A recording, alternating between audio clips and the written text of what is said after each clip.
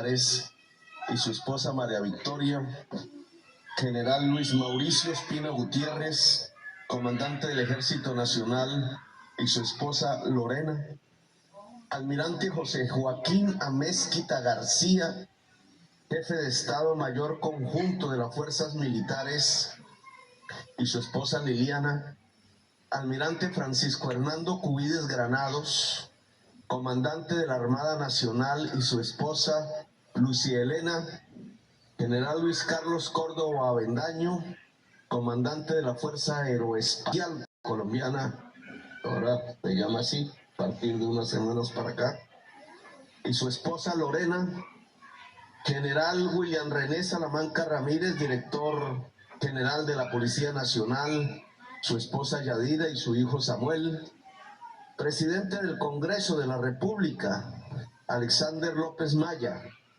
presidente de la Cámara de Representantes, David Ricardo Racero Mallorca, gobernador del archipiélago de San Andrés, Providencia y Santa Catalina, Ever Julio Hopkins, Monseñor Jaime Uriel Sanabria Arias, obispo de San Andrés y Providencia, presidente de la Autoridad Raizal, Alberto Gordon May.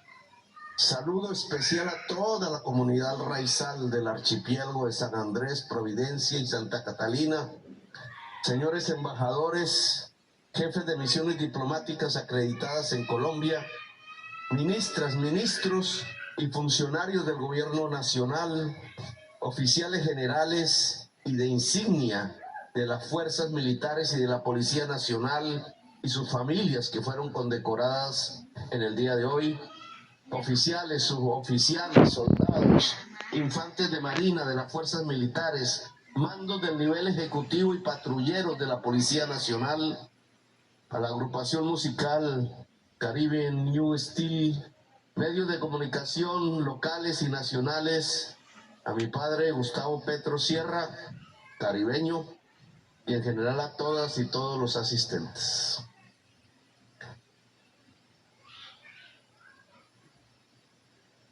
Indudablemente el día de hoy es un día especial, no solo por las ritualidades que desde hace 2 siglos nos acompañan, sino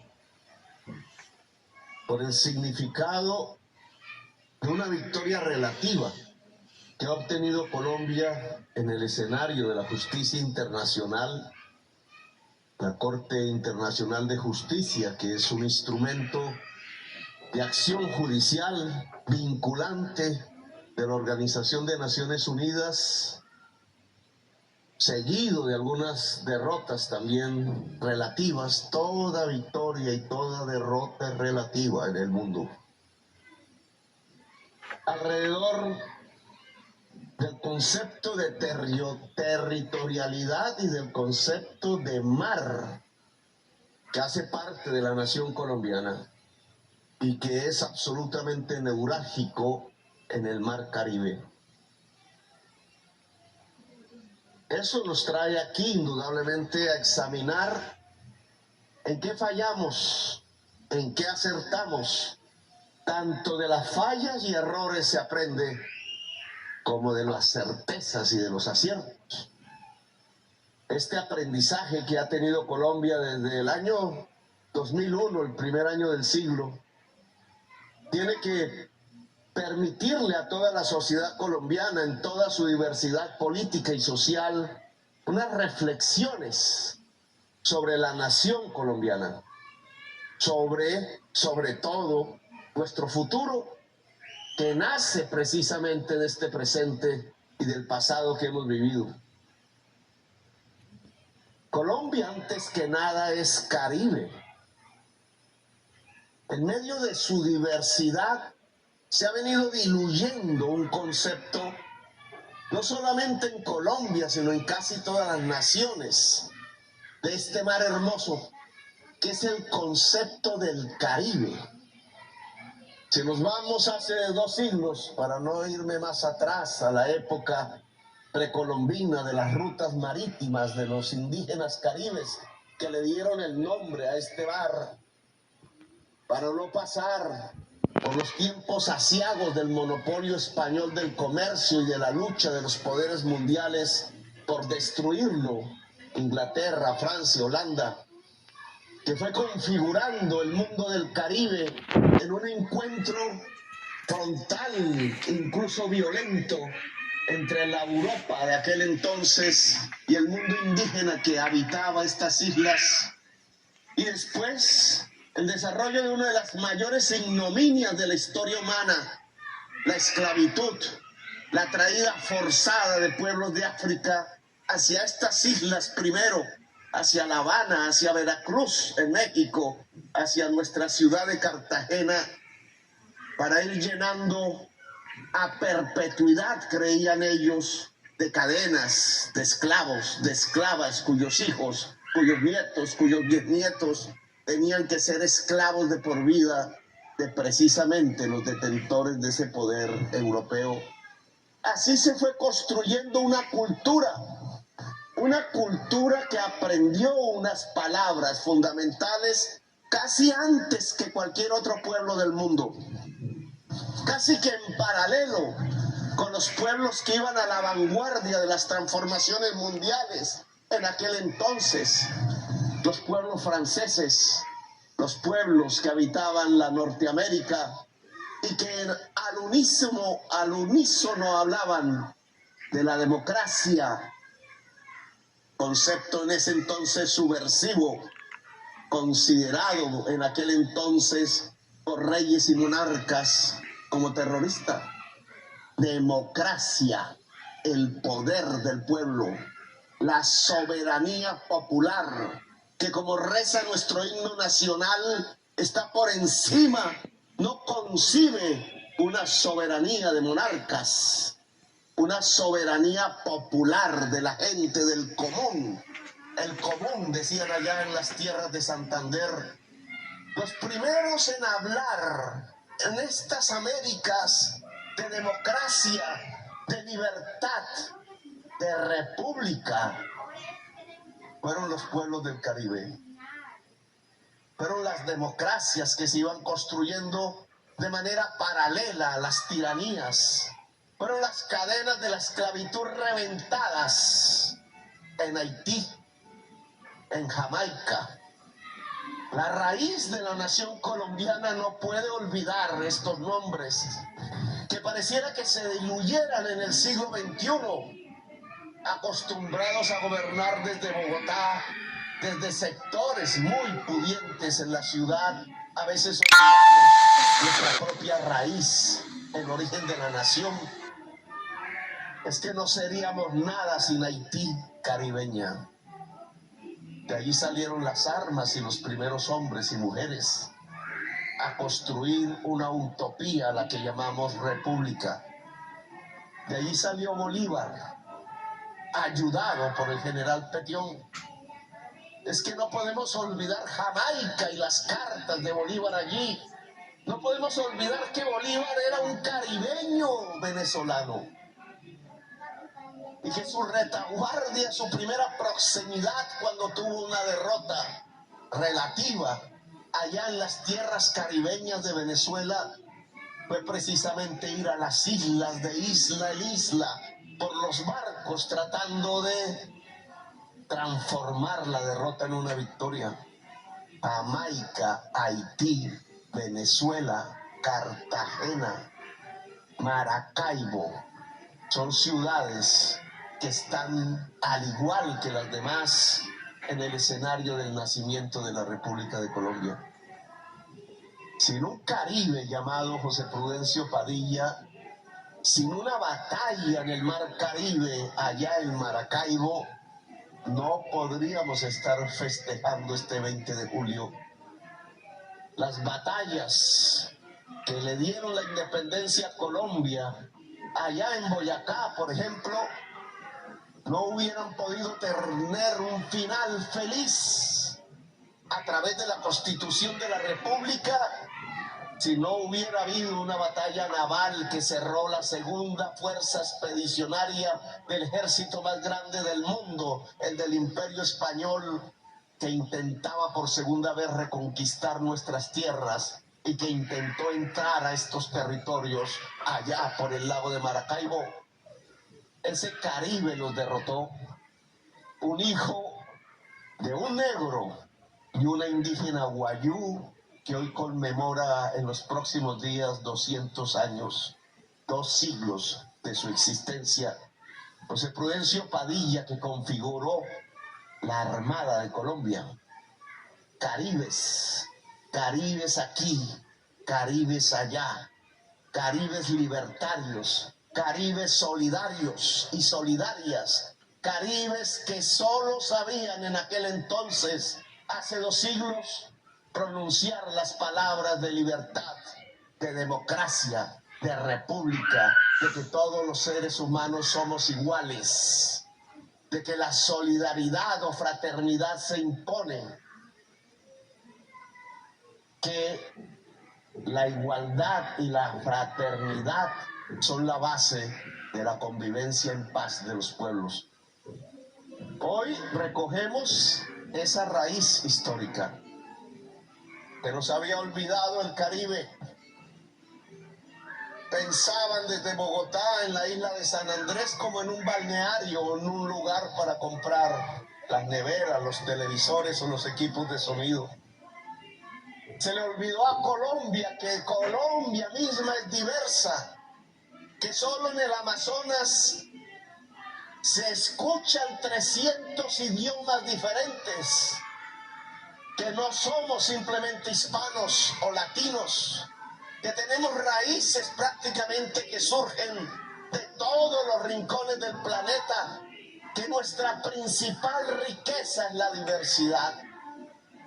Se nos olvidó que hace 2 siglos dijimos que el pueblo es soberano y reemplazamos eso por otro tipo de regímenes, de creencias, de ilusiones fantasmagóricas que nos han venido conduciendo hacia la construcción de una guerra perpetua, de una guerra eterna, de una violencia que nunca termina.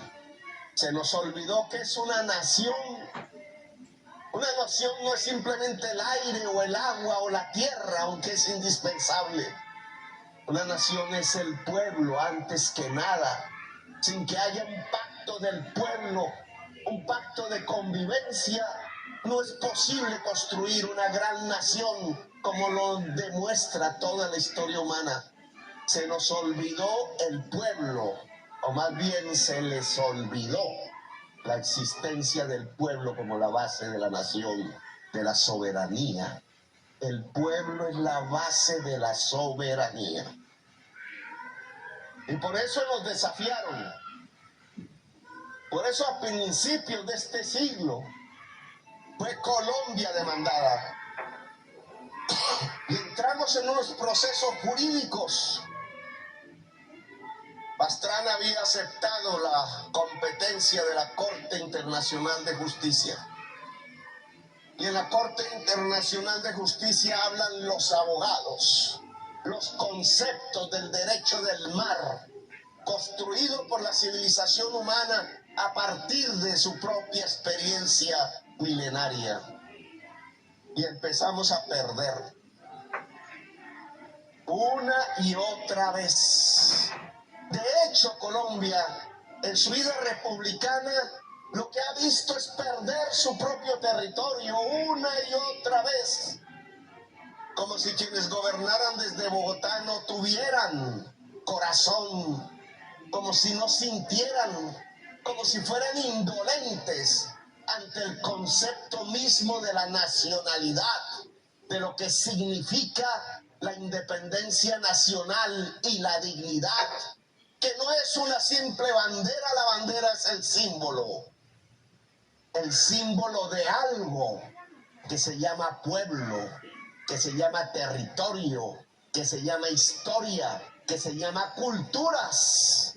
La patria es un ser vivo, no una estatua de mármol o de cobre o de bronce. La patria no es inerte, es un fluir de la historia y se construye a partir de decisiones de sus sociedades, equivocadas o no, la historia, la forma como se construye una nación. En esos 2 siglos de vida republicana, desde Bogotá, llámese Santa Fe, llámese el centro, lo que hemos visto es cómo se pierde el territorio, cómo se abandonan las fronteras, cómo otros terminan soberanos. Así fue con la costa mosquitia, aquí al frente de San Andrés, una de las primeras pérdidas que trae incluso el desarrollo de los actuales acontecimientos. Así fue con Panamá, o se nos olvidó la historia, la indolencia con la que se trabajó desde el mundo político y gubernamental, el perder una de las zonas más ricas de Colombia, hoy lo sabemos, mientras nosotros, los colombianos en aquella época, nos matábamos entre sí, entre liberales y conservadores, montañas andinas, perdíamos el canal de Panamá, perdíamos Panamá, perdíamos nuestra presencia en Centroamérica, perdíamos el territorio que nos comunicaba desde el centro del mundo con los 2 océanos más grandes y con los 2 grandes centros del poder económico y político mundial de hoy. Y después perdimos los monjes, y después perdimos la Gran Colombia antes, como un gran proyecto de construcción nacional que se evaporó porque decidimos enfrentarnos entre los mismos, entre los que nos parecemos, entre los que somos un mismo pueblo. Y decenas de miles de kilómetros de la selva amazónica se perdieron a principios del siglo XX. Esas malezas quizás pensaron, esos árboles que nadie usa, ese territorio inexplorado, ese mundo de explosión vital que es la selva amazónica, ¿para qué nos sirve? Pensarían desde Bogotá, y lo dejaron diluir. Y miren hoy la importancia que tiene la selva amazónica, solo como el principal pilar terrenal que tenemos para la supervivencia de la vida humana. Y después perdimos más. Después perdimos 75,000 kilómetros cuadrados de nuestro mar, aquí, al lado de San Andrés, en el Caribe colombiano, año 2012. Una secuencia de pérdidas nacionales que lo que indican desde el punto de vista del mapa geográfico es la inmensa debilidad de una nación. Una nación fuerte no pierde su territorio, una nación débil puede hasta perecer entre el concierto de las naciones del mundo, puede diluirse y quedar en el pasado, inexistente en el presente. La debilidad nacional, ¿qué significa? ¿Qué es una nación débil? Una nación débil es aquella que no logra un pacto de su propio pueblo. Coherentemente, si la base de una nación es su pueblo, la fortaleza de una nación es su pueblo, y la debilidad de una nación es su pueblo. Si su pueblo se mata entre sí, si su pueblo no logra encontrar los puentes de un pacto nacional que le permita convivir en paz en su propio territorio, si su pueblo vive de guerra en guerra eternamente, si no logra encontrar los senderos de la paz, que no son más que los senderos de lo que el suizo Rousseau llamaba el contrato social, pues no se construye una nación. Por eso hemos visto nuestra nación debilitada, porque no hemos construido el gran acuerdo de todos y de todas las colombianas en medio de la diversidad. Y por eso en esa debilidad es que se debilita también nuestra nación y se pierden los espacios del territorio, del mar, del aire, de la selva, de la tierra, de la cultura incluso. Eso frenó a partir del 2012. Hay que reconocer que del fracaso y de la pérdida de los 75,000 kilómetros cuadrados hubo una reflexión, un intento de autocrítica no pública. ¿Qué fue lo que fracasó desde el 2001 hasta el 2012 para que perdiéramos estos 75,000 kilómetros cuadrados de nuestro mar? ¿En dónde estuvo el error? ¿Cuál fue la falla? Yo solo voy a leer aquí 3 frases de esa famosa sentencia de la Corte Internacional de Justicia que creo que alumbra nuestro fracaso, el fracaso de los gobiernos de esa época, del 2001 y del 2012, que es el fracaso de una nación, siempre relativo. Dice así la Corte concluye que Colombia no ha demostrado que los habitantes del archipiélago de San Andrés, en particular los raizales, gocen de derechos de pesca artesanal en aguas ahora ubicadas en la zona económica exclusiva de Nicaragua. La Corte dijo que el gobierno colombiano no demostró que ustedes, los raizales, tenían derechos de pesca artesanal en las aguas que hemos perdido. ¿Qué le pasó al gobierno de Colombia? ¿En qué consiste este error? Que no se dio cuenta que el principal instrumento y objetivo de defensa era el pueblo raizal, era el pueblo. El gobierno de Colombia entre el 2001 y el 2012 y cosechó esa derrota internacional, no se dio cuenta que la fortaleza no estaba simplemente en las armas, que la fortaleza no estaba en contratar a los abogados de siempre, blancos e inodoros e incoloros que habitan las calles del Chapinero de Bogotá.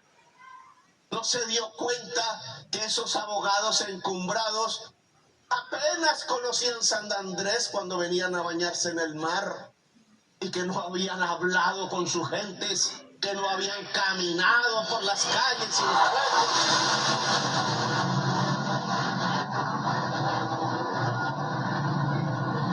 que no habían conocido su cultura, que no sabían de su historia, que no sabía de los viejos marineros que surcando el mar iban hasta Los Cayos, hasta Quitasueño y Serranilla, y que allí no iban solo de paseo, sino que iban a pescar, sino que iban a recoger el guano de las islas, sino que iban a dormir allí durante meses, que mientras trabajaban en las noches miraban las estrellas, y que sentían que esas que no eran rocas, era su tierra, su mar, su cultura.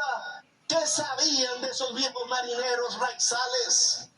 De su existencia, de que tenían abuelos y abuelas en Jamaica, y que tenían familiares en la costa mosquitia nicaragüense y en Honduras, y que era el mismo pueblo, que había una identidad cultural, que había una historia común, y que esa historia se había marcado por la palabra autonomía, que es el sinónimo de la palabra libertad. ¿Qué saben de sus nombres en inglés? ¿Qué saben de sus religiones? Creyeron que la tarea era estar desde un escritorio frío, allá en La Haya o en Bogotá, y que simplemente por los apellidos y los pergaminos se podía defender nuestro mar territorial, y fracasaron. Fracasaron porque se les olvidó la palabra pueblo. Se les olvidó la existencia del pueblo.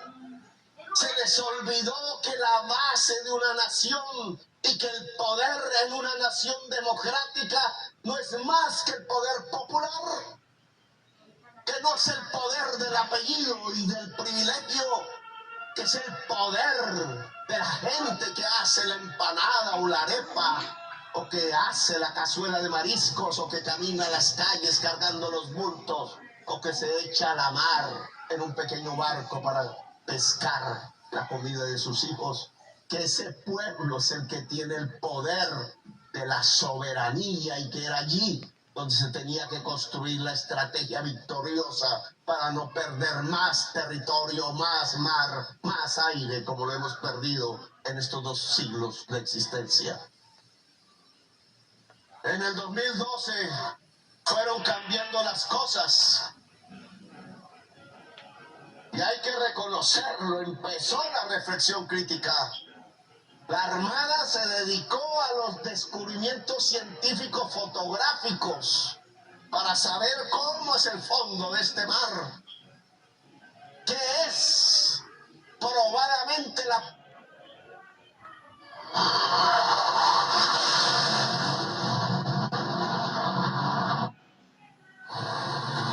ese espacio de la tierra que se mete debajo del mar y que es su continuum y que llega desde Cartagena, desde Barranquilla, desde Córdoba, desde La Guajira hasta San Andrés, y yo diría que más allá.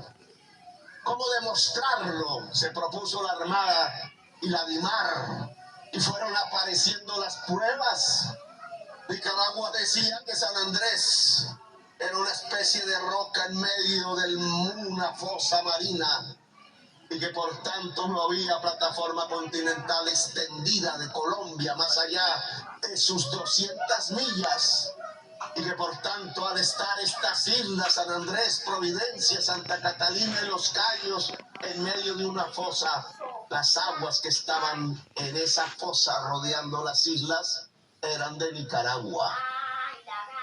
Lo que significaría, si hubieran triunfado en su tesis, que Nicaragua rodearía por completo la isla de San Andrés, de Providencia, de Santa Catalina y de Los Cayos. Estaría perdida para Colombia San Andrés en cuestión de decenas de años. El mayor peligro a la soberanía nacional contemporánea. Esa fue su demanda, interpuesta en el 2013, después de haber ganado la del 2001 y sus 75.000 kilómetros cuadrados entre San Andrés y Nicaragua. Iban por más, venían por las islas, por estas banderas, pero sobre todo por esta cultura y por esta belleza que había sido parte de nuestra nación, invisibilizada desde los círculos de la oligarquía colombiana en Bogotá. Y íbamos a otra derrota, señoras y señores, una más. Habíamos perdido porque la reacción ante la derrota fue decir que entonces nos salíamos de la Corte Internacional de Justicia y denunciábamos el Pacto de Bogotá, y se le olvidó a los ilustres abogados que aún saliéndonos y denunciando el Pacto de Bogotá, este seguía teniendo competencia por un año más después del fallo del 2012. Tamaño olvido que le permitió a Nicaragua demandarnos en el 2013 antes de que se cumpliera el año. Y la demanda de Nicaragua iba por todo el mar que rodea San Andrés. Es decir, iba por San Andrés y Providencia y Santa Catalina. Una derrota más. Y aquí quizás no estaríamos hablando. Santos tuvo una buena idea. El presidente Santos formó aquí algo que se llamó el Raisalting. Es decir, se acordó del pueblo raizal. Convocó a sus profesionales intelectuales, a las autoridades raizales, con su diversidad también de pensamiento, y les preguntó qué hacemos ante la derrota. Y empezaron a salir los conceptos del pueblo raizal de San Andrés y Providencia.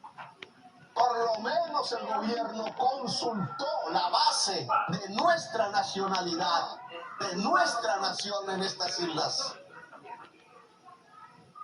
Y empezó la demanda de Nicaragua en el 2013.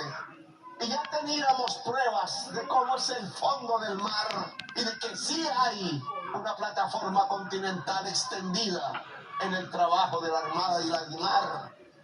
Y empezó en los consejos del pueblo raizal a penetrar en la estrategia del gobierno. Pedimos que la Corte Internacional de Justicia no tuviera competencia y perdimos de nuevo. Y se avecinaba una gran derrota hasta que llegó este gobierno.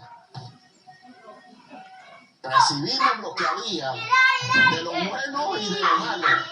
Tratamos de recoger una enseñanza.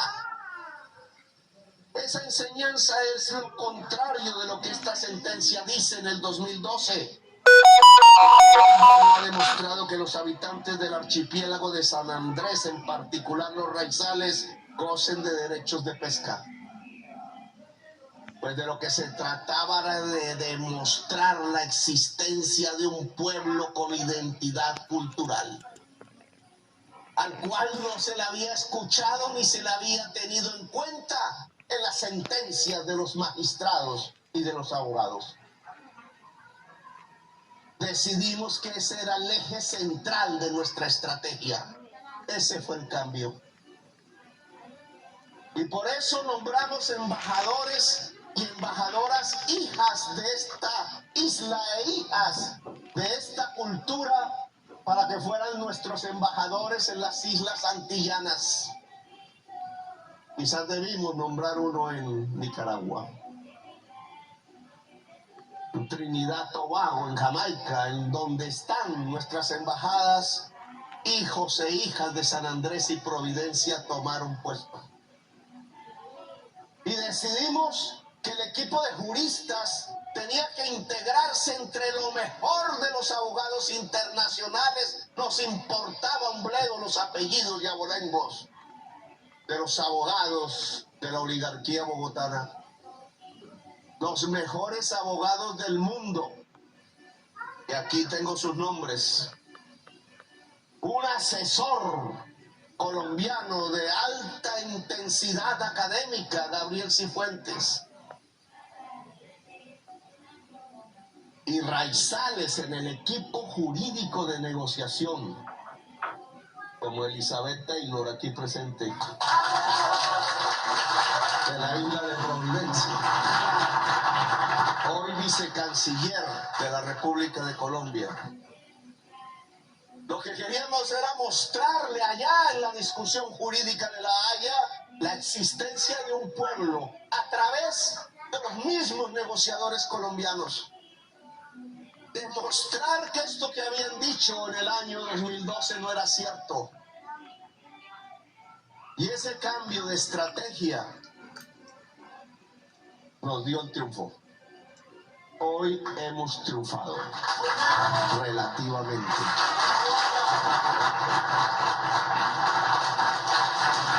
En la audiencia oral de diciembre del año pasado, siendo nosotros gobierno, este equipo se estrenó.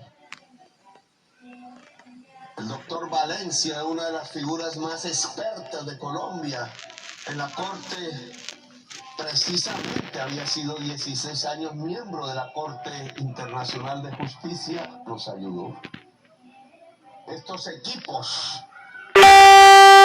nacionales, hasta me gustaría leer algunos de sus nombres, señalarlo de pronto, antes de la parte final de mi discurso, pero que es necesario que los reconozcamos este equipo, la coagente en la terminología jurídica de la Corte, la viceministra de Asuntos Multilaterales Elizabeth Taylor Hay, que es bióloga marina, conocedora del mar, con maestría en protección del medio marino en la Universidad de Bangor, Gales, en el Reino Unido, hoy nuestra viceministra. Había sido embajadora en Kenia, ¿Cuánta prensa no ha dicho por ahí? ¿Qué hacemos nosotros en Kenia y en África? Pues recoger las raíces de esta victoria. Gabriel Cifuentes Guidini, abogado y magíster de Derecho en la Universidad de los Andes, magíster en Derecho Internacional de la Universidad de Nueva York, magíster en Administración Pública de la Universidad de Harvard y PhD en Derecho de la Universidad de Roma. Es secretario de Transparencia y profesor de Derecho Internacional. Eduardo Valencia Ospina, agente, doctor en Ciencias Jurídicas y Económicas de la Universidad Javeriana con maestría en Derecho de la Universidad de Harvard. Es uno de los juristas en Colombia más versados en temas del derecho internacional y en asuntos de la Corte Internacional de Justicia.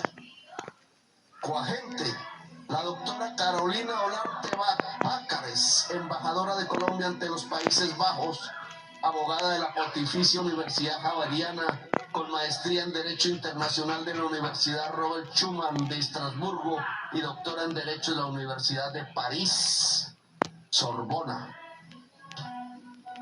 Michael Reisman, estadounidense, especialidad Derecho Internacional Público, Litigios y Arbitraje Internacional, profesor titular de Derecho Internacional de la Universidad de Yale, presidente del Tribunal Arbitral del Banco de Pagos Internacionales y miembro del Instituto de Derecho Internacional. También fue presidente de la Comisión Interamericana de Derechos Humanos de la OEA. Rodman Bundy, estadounidense, Derecho Internacional Público, Litigios y Arbitraje Internacional, socio del Departamento de Solución de Controversias de la firma Python Box, miembro de la Barra de Nueva York, con casos ante la Corte Internacional de Justicia, fue abogado para la República del Perú en el caso de la disputa marítima Perú-Chile, abogado para el Reino de Camboya en el caso de la solicitud de interpretación de la sentencia 15, abogado para Ucrania en el caso de la delimitación marítima en el Mar Negro, Rumania-Ucrania. Michael Wood, inglés, abogado de la Universidad de Cambridge, tiene una extensa carrera académica y profesional en temas de Derecho Internacional Público. Actualmente es miembro de la Comisión de Derecho Internacional de las Naciones Unidas.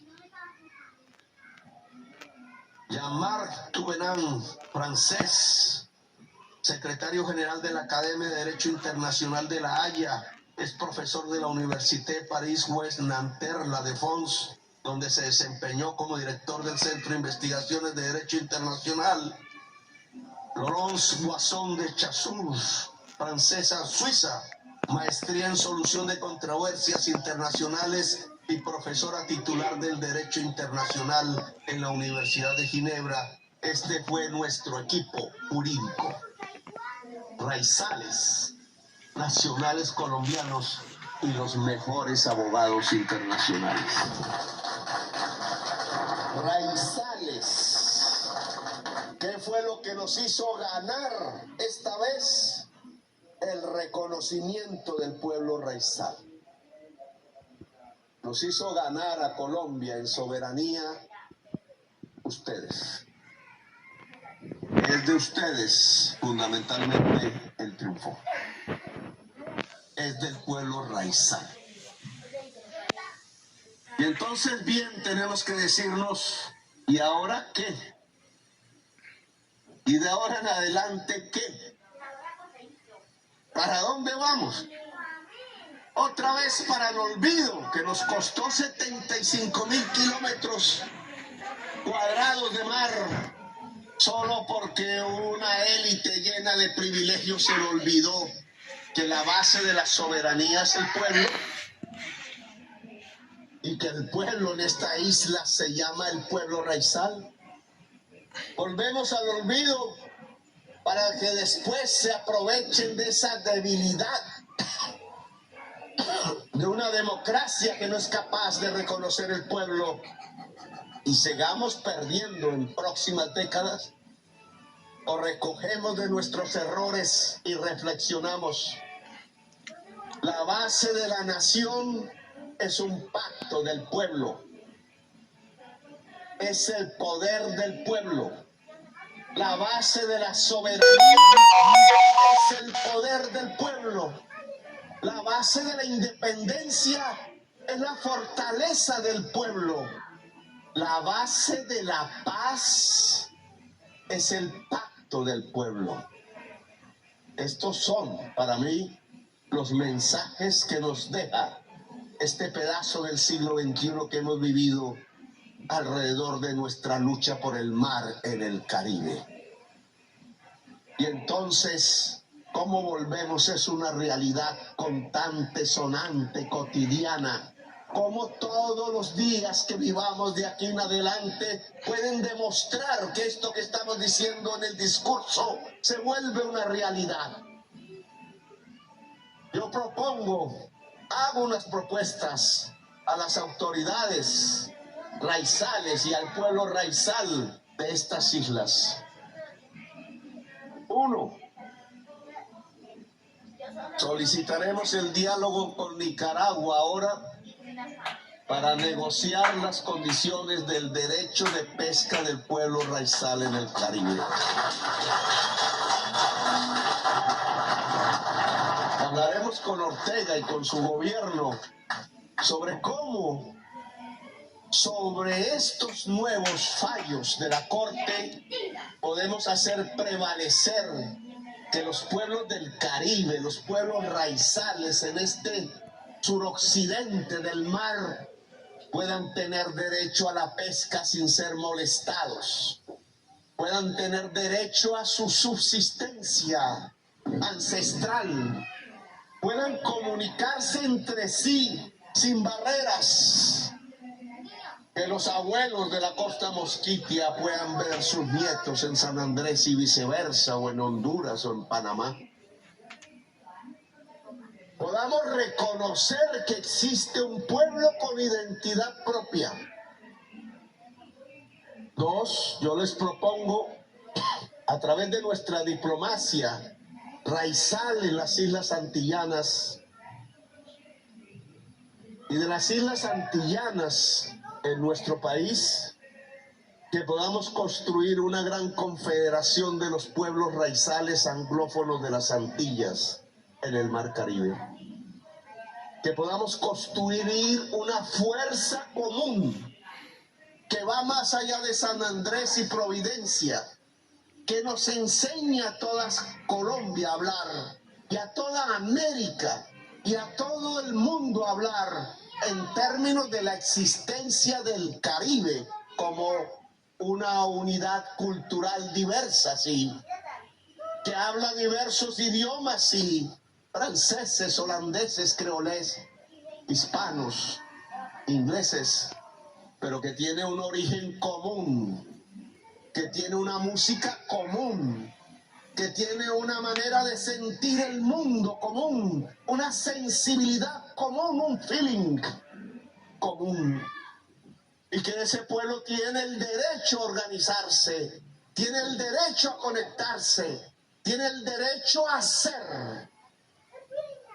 Let it be, decían antaño la canción famosa.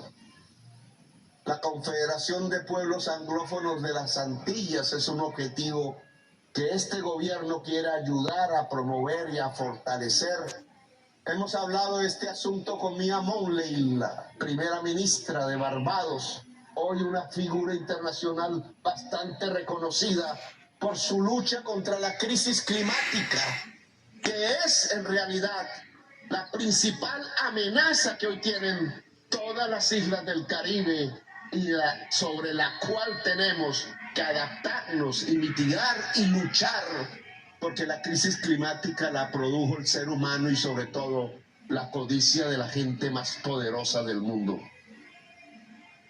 Tenemos que hablar de juntar la isla de San Andrés con la fibra óptica de propiedad pública de la nación colombiana. Se le ha pedido a Internexa que traiga aquí una troncal poderosa de fibra óptica submarina para que desde San Andrés podamos construir el hub que llaman para interconectar todas las islas del Caribe en las nuevas comunicaciones del siglo XXI, que son las que vienen a través de las redes, que son las que vienen a través del Internet. Hemos dicho que estas islas deben ser las primeras islas descarbonizadas del Caribe a partir de las energías limpias, y ya comenzamos en la isla de Providencia. Deben construirse también en las islas de San Andrés. Quizás la pesca y el turismo hasta ahora han sido los ejes fundamentales, pero el turismo ha traído la sobrepoblación. El Ministerio del Interior tiene una indicación para construir un plan serio y financiado a partir del año entrante de retorno voluntario de población no raizal al continente colombiano. La sobrepoblación es un peligro para la isla y le quita el poder y la autonomía al pueblo raizal, y es el querer de este gobierno que esa autonomía y ese poder crezcan. Por eso queremos fortalecer Teleislas. Le hemos ya transferido los recursos económicos para convertirlo en un canal poderoso en el Mar Caribe, porque esa autonomía del pueblo raizal y su poder es también una autonomía y un poder de su cultura. Ayer en la reunión del team, alguien decía, y me causó dolor su frase, es que nosotros creemos que esta etnia, dijo, va a desaparecer. Es que lo que hemos vivido es un etnocidio. No es lo mismo que genocidio. Genocidio es la muerte física de un pueblo. Etnocidio es la muerte real de una cultura. El pueblo raizal vive un etnocidio provocado desde Bogotá, desde su poder político. Y nosotros tenemos que reversar esa situación. No podemos permitir que muera una sola cultura, sea selvática en el Amazonas, sea indígena en los Andes, sea afro en el Pacífico o sea raizal en el Caribe. Ni una cultura debe desaparecer, porque eso es como la muerte de la memoria y de la historia, como el empobrecimiento de una nación. Esa frase no puede volverse real, aun sí ha sido durante 2 siglos. Y la manera para que no muera la cultura es que la población joven no se vaya de la isla, que se quede en estas islas y tenga sus hijos y tenga sus nietos y transfiera la memoria de padres, de abuelos y bisabuelos, sus músicas, sus historias, su cultura. Y para que la juventud no se vaya de estas islas, entonces tenemos aquí que hacer conocimiento. Tenemos que construir una universidad de verdad. Tenemos que garantizar que desde las islas se pueda vivir a partir de los saberes. La propuesta de campaña de construir una universidad para todas las Antillas, políglota en todos sus idiomas. Una universidad que le permita a miles de jóvenes, no solo de la isla de San Andrés y Providencia y Santa Catalina, sino de todas las Antillas, venir a estudiar aquí las cosas que hoy es indispensable estudiar, como el mar, como las energías limpias, como la comunicación, como la cultura, para sobrevivir en el Caribe. Es lo que puede garantizar que la juventud no se vaya. Es lo que puede garantizar que desde las redes los jóvenes y las jóvenes puedan comunicarse con el mundo, vivir el mundo, transferir la cultura raizal, volverla poderosa. No solo desde las redes, sino en los festivales mismos que hay que reconstruir para que San Andrés sea el cerebro del Caribe. Pequeña sí en extensión, pequeña sí en cantidad de población, pero puede ser poderosa desde el punto de vista del saber, el conocimiento y la cultura. Y eso podría agenciarse a través de un instrumento concreto la gran Universidad Raizal del Caribe, con sede en San Andrés, que quiero que la ministra de Cultura coloque como una tarea prioritaria a partir de nuestro programa de universidad al territorio, que San Andrés sea una prioridad. Por tanto, no solo la pesca, no solo el turismo, también el cerebro. No solo la pesca y el mar, no solo el turismo y la belleza, sino también el saber y el conocimiento pueden ser los ejes que nos permitan decir, no como anoche, con cierta seguridad y alta seguridad, que la etnia raizal, que la etnia de la cultura de las islas anglófonas del Caribe colombiano no se va a extinguir, no va a desaparecer, no se va a diluir en la historia, sino que hará parte de una gran nación colombiana, aquella que tiene que encontrar el camino de reconocer al pueblo como la base de su nación, aquella que tiene que reconocer que en la base de la paz para destruir la guerra está el gran pacto nacional que permita que todas y todos podamos vivir en dignidad en el territorio colombiano. Esa Colombia que tiene que convertirse en una gran nación pluridiversa, esa Colombia que tiene que convertirse en una potencia mundial de la vida para enseñarle a la humanidad que el camino de la existencia humana no es la codicia, sino que el camino de la existencia humana no es más que conservar los pilares fundamentales de la vida. Que San Andrés sea esa potencia mundial de la vida en el Caribe, que San Andrés sea nuestra gran bandera libertaria y democrática en el corazón incluso de las tiranías. Gracias, muy amable, por haberme escuchado.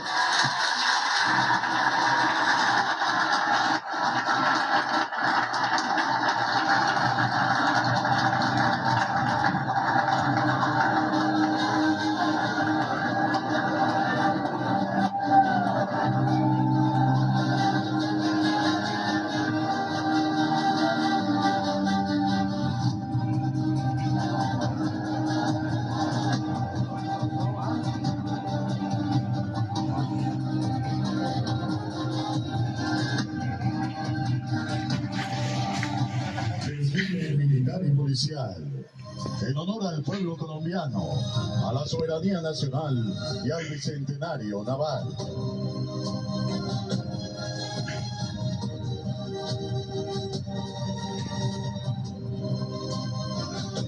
No comparta.